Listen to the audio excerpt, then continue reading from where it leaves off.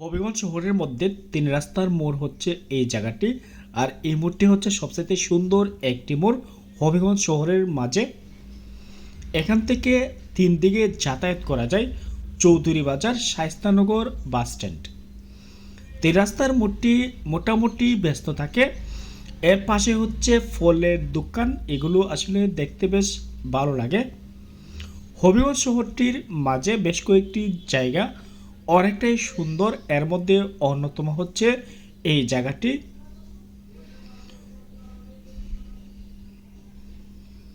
ব্যস্ততম মোড় এবং এর পাশে হচ্ছে মডেল থানা, জেলা পরিষদ, সার্কিট হাউস। মাঝে মধ্যে যখন শহর ঘোরাফেরা হয় এবং কড়া রৌদ্রে শহরের সৌন্দর্যটা বৃদ্ধি পায়। আর এগুলো দেখতে কিন্তু আমার শহরের এক প্রান্ত থেকে অন্য প্রান্তে ছুটে চলা। যেহেতু নিজের জেলা শহর আর এই শহরটা ঘুরতে বেশ ভালোই লাগে। তবে শহরটি এক পাশ থেকে অন্য পাশে যদি ভ্রমণ করতে চান অবশ্যই রিক্সা দিয়ে যাবেন, এমন সুন্দর সুন্দর ভিউ দেখতে পাবেন। হবিগঞ্জ শহরটি মূলত তিন রাস্তার উপর নির্ভর করে গড়ে উঠেছে। এই জায়গাটি হচ্ছে মেন রোড, মধ্যে একটি রাস্তা রয়েছে, আরেকটি হচ্ছে পুরাতন রেল লাইন। বর্তমানে এই রাস্তাটিকে বাইপাস সড়কে রূপান্তর করা হয়েছে, অর্থাৎ ঢাকা সিলেট, ঢাকা চট্টগ্রাম, ঢাকা টু হবিগঞ্জ গাড়ি যাতায়াত করে থাকে। তবে যারা এদিকে ঘুরতে আসবেন অবশ্যই এই রাস্তার বিউটি উপভোগ করবেন। আর আপনাদের কেমন লাগে হবিগঞ্জ শহরের ভিডিও আমাকে জানাবেন। হবিগঞ্জ শহরটি যদি ঘুরেন আপনার কাছে অবশ্যই ভালো লাগবে, এমন সুন্দর দৃশ্য উপভোগ করতে পারবেন।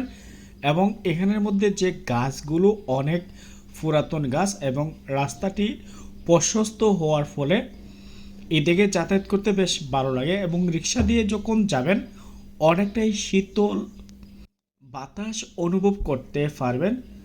মাঝে মধ্যে আমার এদিকে হাঁটাফেরা বা চলাফেরা হয়ে থাকে, যার ফলশ্রুতিতে আজকে কড়া রোদ, তার জন্য আমি ভিডিওটি ধারণ করেছি আপনাদের জন্য।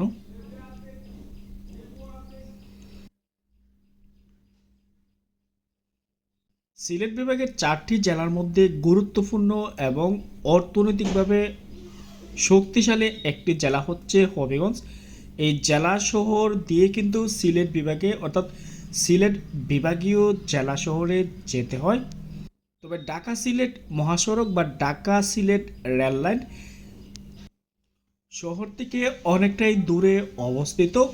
আর শহরটি হচ্ছে মহাসড়ক থেকে প্রায় অনেক দূরে অবস্থিত হওয়ার ফলে যানজট মুক্ত একটি জেলা শহর।